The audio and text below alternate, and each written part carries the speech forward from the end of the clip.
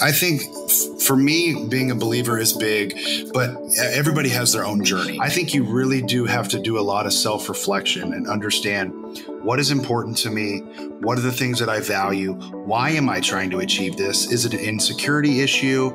Is it internal things? Did my father leave when I was young? Whatever those internal things that you deal with, trying to prove people wrong, getting to the root cause of why you do what you do, I think is the biggest thing. Do some soul searching. That's what I think it's all about is that emotion. What are we after and why are we after that emotion? What got you on? Most people don't think like that unless I got onto it. I sold a business and I started seeing a therapist and he got me onto the wait, you're not actually after money. You're after an emotion.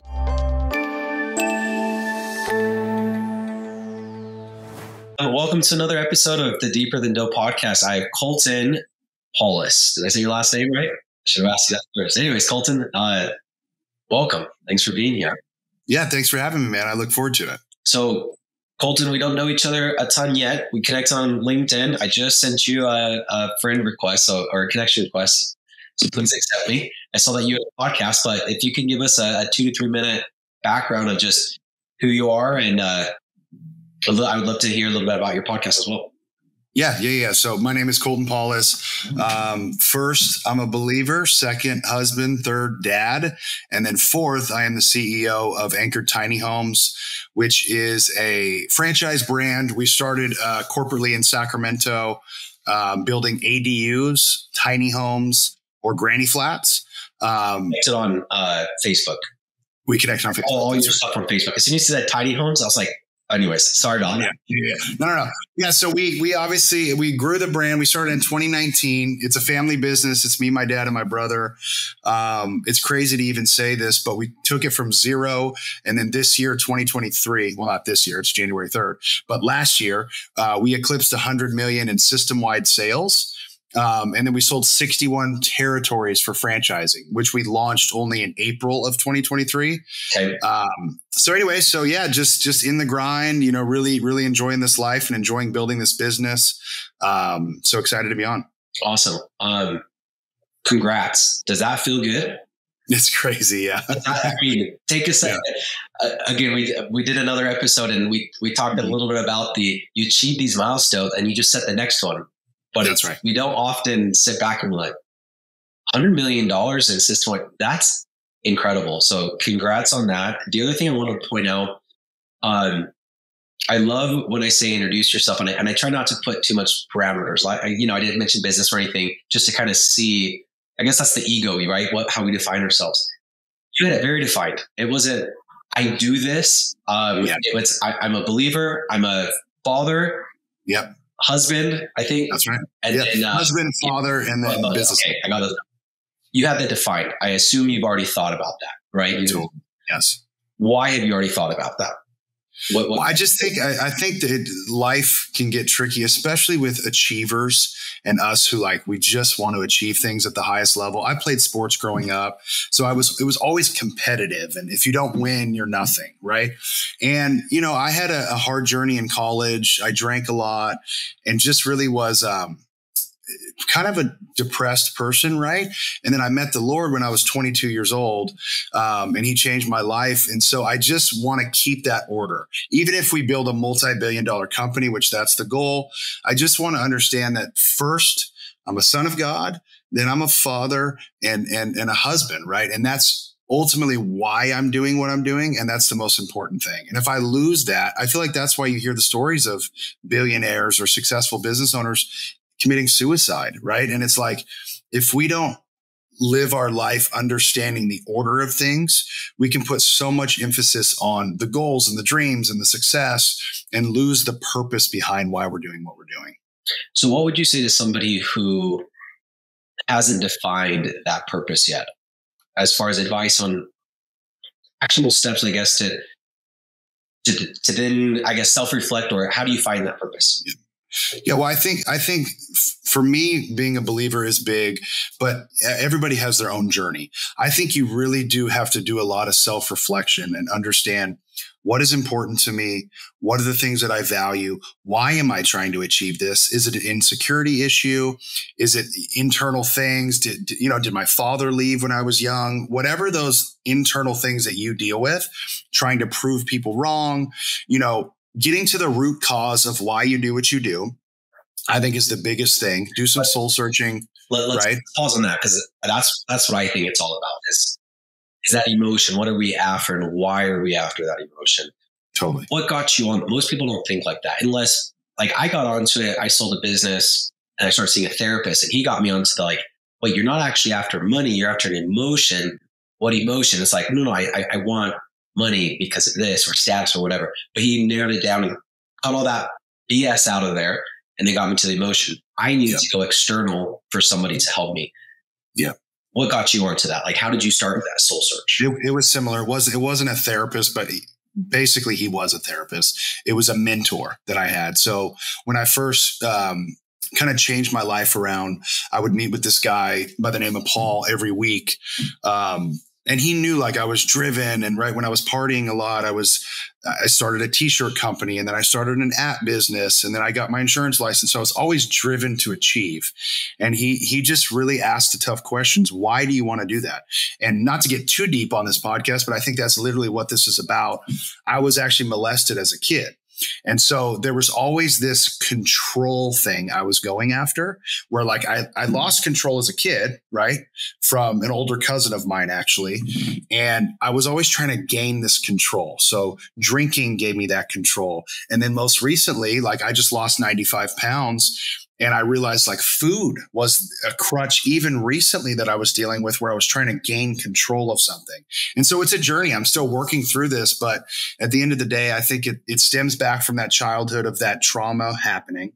And then me trying to chase this control, status, and kind of achievement. So therefore, I didn't feel out of control, I guess, because they say when you go through therapy, because I did the same thing, when you do get molested or you have trauma as a kid, your father leaves, whatever the case is, you have a lack of control, and a lot of times you chase that for your life, right? And so I think I was doing that my whole childhood and then adult years, and even recently, 7-8 months ago, when I started this weight loss journey, I realized it was still lingering, and it's okay, let's go tackle this thing.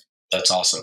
And something I want to point out to the listeners is the amount of comfort you came out and said, I was molested. And it's you're over it. I'm sure it's still there, right? I don't want to say that you're not dealing with it, but you say it with such confidence. You're not ashamed of it. Yeah. Which, anyways, that's awesome. I appreciate you sharing that, because once you start being vocal with those traumas or struggles or whatever, they slowly release the power that they have over you. Totally. That's exactly right. Yeah. That the control thing, I think a lot of, that's what the type A personalities, a lot of us struggle with that. I had the worst experience of my life. The first time I did a psychedelic experience, I did it in a group, guided session. Okay. It's a couple, you sit there, you set intentions. I took mushrooms and I forgot who I was, and I lost all control, and it was terrible. It was the worst experience ever. It uprooted that. I was so scared if I didn't have that control, that I'm holy shit, there's a lot of stuff that I need to go fix. And I felt like it was 95% of it was based around I have to be in control due to insecurities. That's right. So good. Very good. Yeah. Let's jump into the tiny homes. Tell me a little bit about the background. Why'd you get into that? And how long ago did you guys start the company?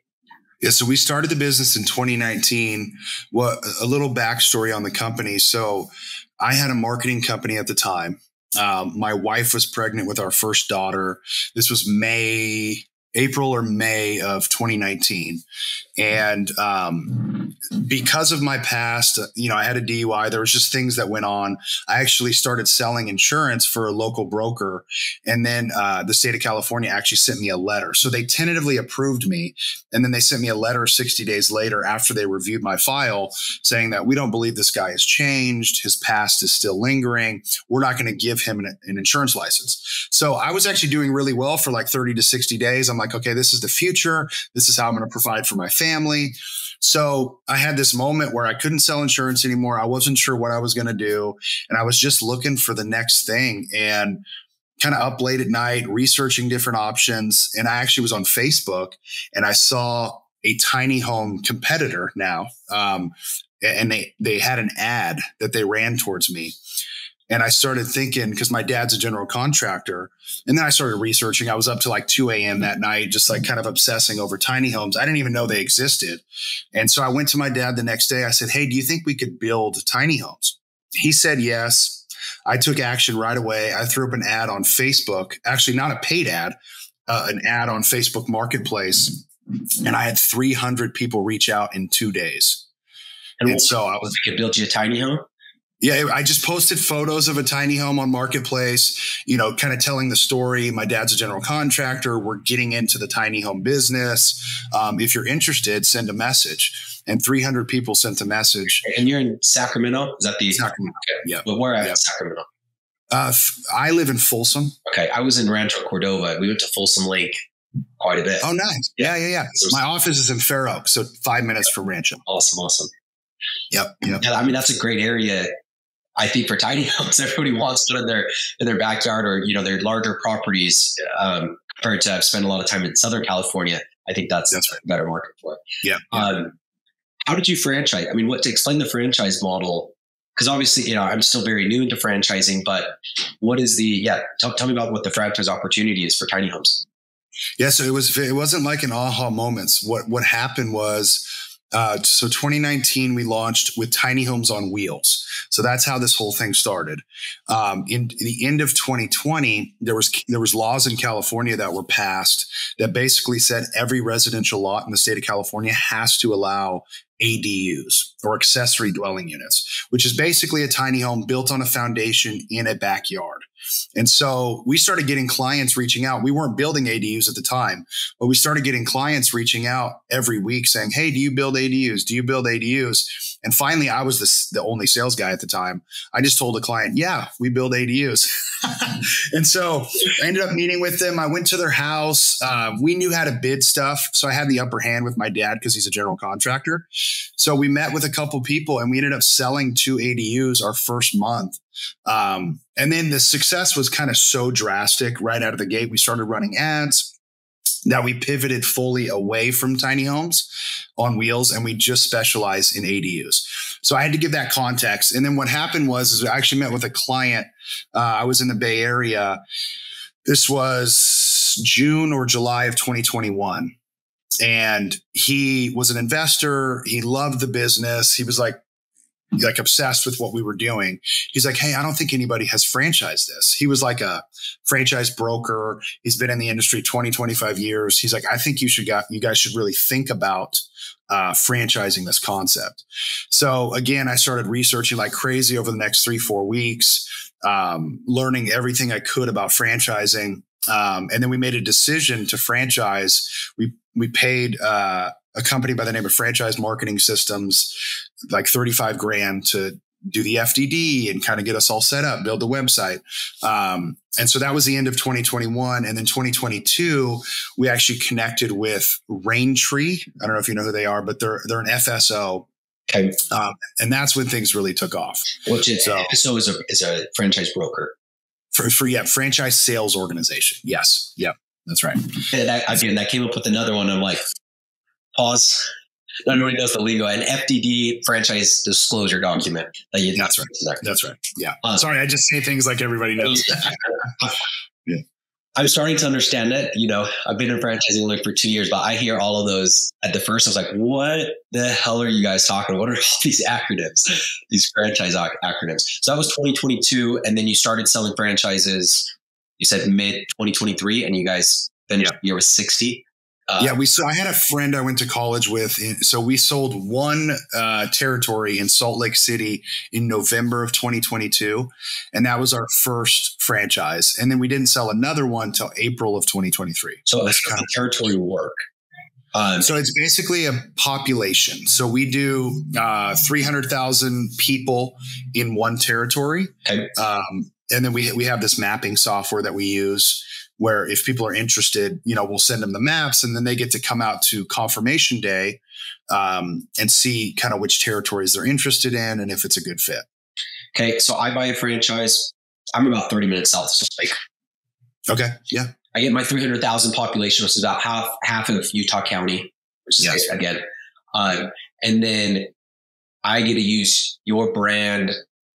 I mean, yeah, kind of walk me through. This is a little foreign. I'm in food franchising, right? So it's like, I'll give you the cookie and the brand and help you out with that. But what's the, you guys are helping me market to clients, find clients, and then do you do a royalty or a flat fee? How does the whole structure work?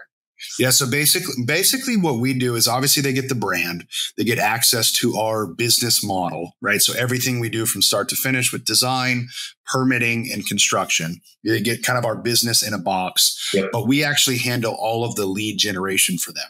So we're kind of the marketing company behind each location. We do all of their paid media, Facebook, Instagram, Google. And then we have a call center where we book appointments on our franchisee's calendar. And then from the sale, they have to manage the job, obviously. And these are general contractors then? Yes and no. They partner with generals sometimes. Okay. They're not always generals themselves. Yeah. Okay, awesome. That's super cool. So nobody else is doing this. I mean, I haven't heard of that. And that's correct. I do have a buddy out here in Utah. I forgot the name of his business, but it's not a franchise. He just does tiny homes, and he crushes with it. It's usually that first person that had to break into the franchising, and because I'm sure so many other people look at this like, oh, that's a cool idea. That's right. Where do I start? And you're like, oh, here's a good model. It worked for me. It's probably going to work for you. Let me walk through it. That's right. What triggered the selling one franchise in November 2022 to selling 60 in the latter half of 2020? So we went with Raintree. So, we didn't know what we don't know. We had no clue how to get leads, no clue what a broker was. I mean, I literally had no idea what I was doing. So we ended up connecting with the Raintree team. In April is when we launched, and we started doing some digital ads, partnering with some brokers. And really the brand, because our top line revenue is so high, so we show in our franchise disclosure document for 2022, 49 million in sales. So a lot of people were really interested in the brand. Break that down. That's 49 million in sales in a territory of roughly 300,000 population. No, that is more than one territory. So so a lot of people buy 3, 4, 5 territories. But that's about 21 territories. Okay. Because you did 100 million across the entire system. What would the tiny home sell for? So how many tiny homes is that? So it's about $200,000 for a tiny home. And we sell anywhere from 100,000, 90,000 up to 400. So 100 million divided by 200,000. How many tiny homes did you guys have? I have the data. I can pull it up on a spreadsheet, but this is just me getting sidetracked off the topic of the podcast because I'm super interested in this business. That's really cool. We don't need to worry about that. So, it was about 500. I think it was like 520, something like that. Okay. So jumping back, I guess more on the topic of the joy and fulfillment. What gives you joy and fulfillment? What is success to you? I think success to me is becoming all that I was created to become.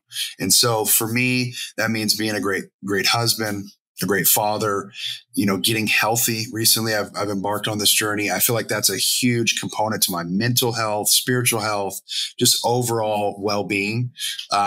So I would say becoming the highest version of who I was created to be, right? And everybody has their own story. Not everybody's meant to be an entrepreneur, right? But you do have to figure out what you're called to do, what you're created to do, and become the best version of yourself. So I think that is my version of success. So you answered that almost identically to introduce yourself. You went to the same 4 topics: and my faith, father, husband, and business. Yeah, which is awesome because there's such clarity in what you're saying. It's not like, oh, I'm kind of just doing it to do it. It's I'm doing this because this is who I am. I mean, what I'm doing, why I'm doing it, and who I am. And that was the same answer, which I feel like it should be. Totally. And what it's I shouldn't say should be. I feel like that's the way to go because entrepreneurship is hard and it's stressful. And if you don't have that defined and you're just after a little bit more money or higher revenues, you get your teeth knocked in and it's not enough to keep going. Totally. So like that you jump back into that. Another thing, because I just read a Facebook post, I think for your 2024 goals, you said we did 100 million in top line revenue. Yep. And you set your goal, which remind me what your goal was for this year. So we want to do corporately, we call it, which is basically company owned outlets. We want to do 150 million. So we want to grow from, I think it was 97 million. We only had 3.5 million in franchise sales because we're so new. So we want to grow the corporate brand to 150. And then our goal is to get our franchisees up and rolling to do 100 million total. Awesome. And the reason I'm asking it that is a lot of people shy away from finances. And what I really love, again, you haven't answered any of that. Who are you? Why are you doing? Nothing has to do with money. And I think that's probably why you're a little bit more comfortable talking about finances because it's just a number. How did you, and I think that's very helpful for other business owners to see, not just, oh, I feel like I want to grow my business 100% or I want to grow bigger. You're very transparent with goals, what you had achieved and where you're going. Where did that come from? I would say it actually came from, so like I've been really driven my whole life. And if I didn't hone in the reason why, I feel like I would have been the guy that worked from 4 a.m. to 10 p.m., had no life, threw everything away because I was so driven. And so I had to put kind of a cap on hours, a cap on, what I was going to give to my family, all this different stuff. So I think for some reason, it just was an internal thing. I believe I was created to build something. I've thought of ideas from the age of 10, 11, 12, just different things I wanted to do. I think it's a competitive thing just from my childhood, sports, wanting to win. So I can't really pinpoint it to one thing, but I do know I'm really driven. I have to kind of hone in the hours I'm working, the time I'm working, and not do this whole performance thing. Yeah. Early on, I'm like, if I don't get to the office before everyone, I'm losing. And it's like, I had to understand, no, that's not true, right? Like you're the owner. Let's step back. You're working all the time in your mind, right? So you have to understand that spending time with your family, cooking breakfast, these things matter more than working all the time. Yep. I really like that.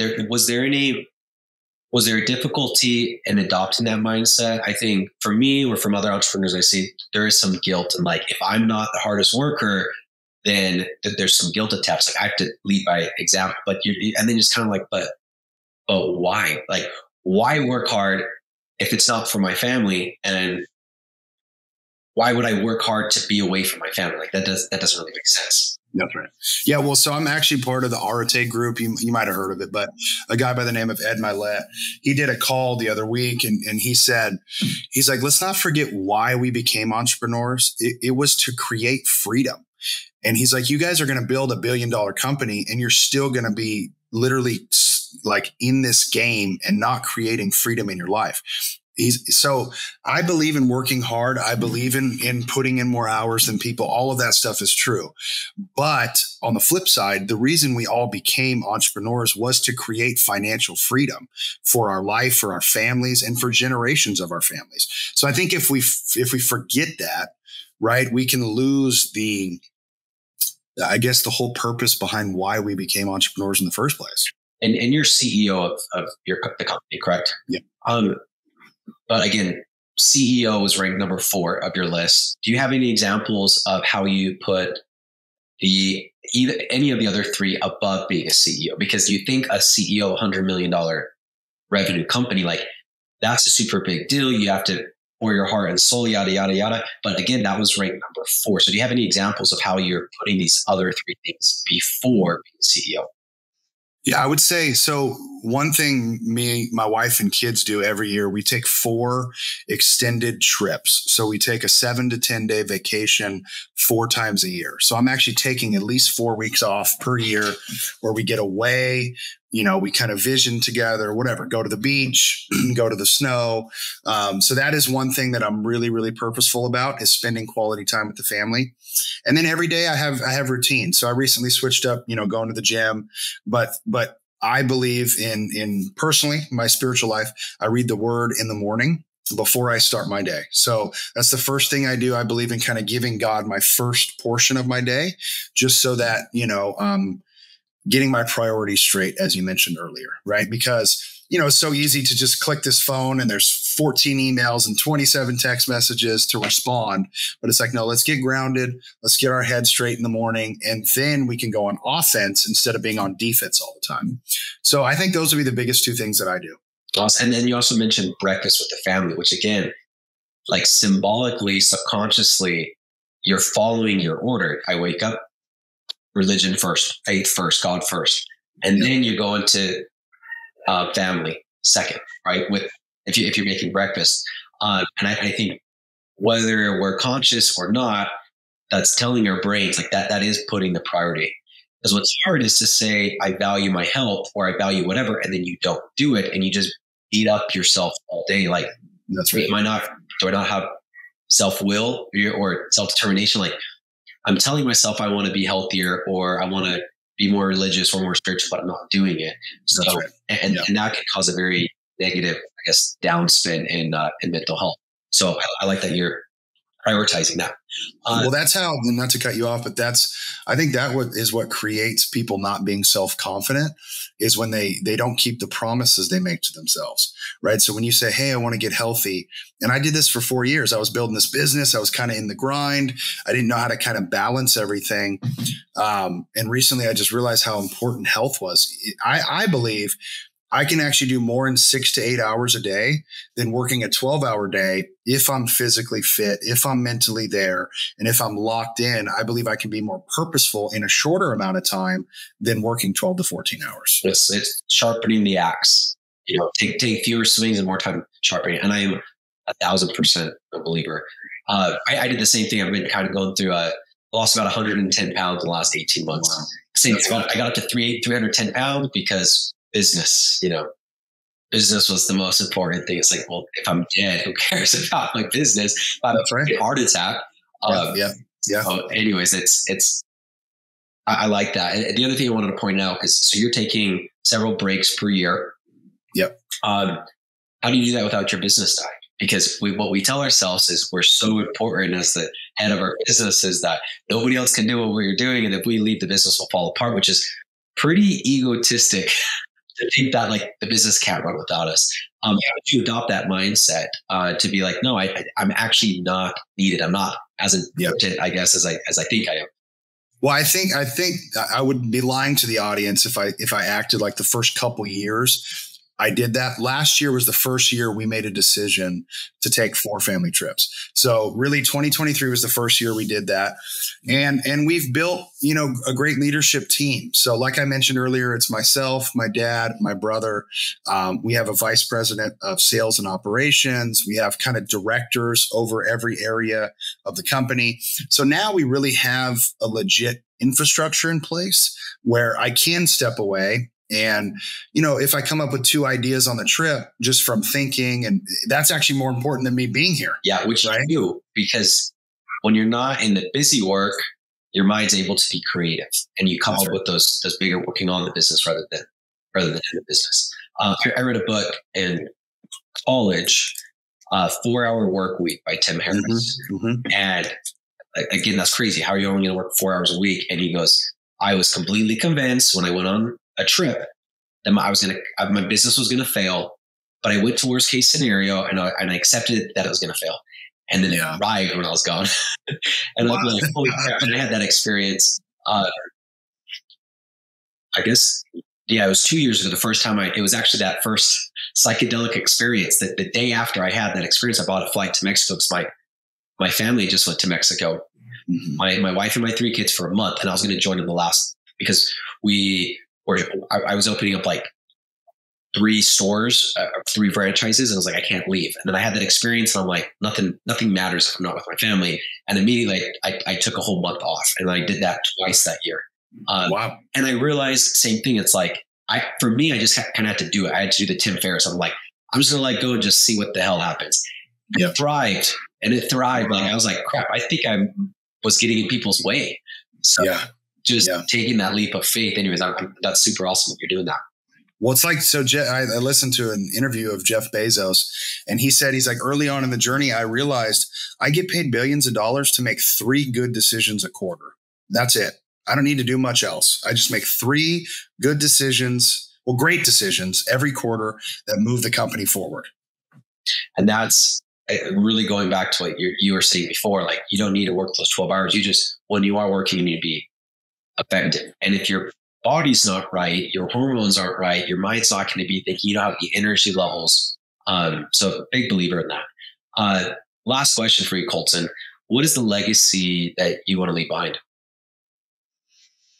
I want to leave a legacy of where people really believe that I believed in them, I cared for them, and that they could follow, what I was doing because I had such a strong belief in both them and then the vision I was going after. So I think I would hate to build a successful business and nobody at least admired what we did or cared about what we did, and that they didn't at least look to me to say, hey, he cared about people, he did right by people, and he wanted to do the right thing.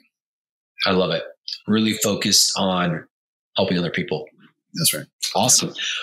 Well, Colton, how do listeners connect with you? So right now, just social media. So you can find everything if you just go to, it's just at Colton Paulhus. So COLTON and then PAULHUS. You can find everything from there. Okay. Sounds good. Well, I appreciate you taking the time and sharing your experience with us. Awesome, man. Thanks, Bennett. I appreciate it.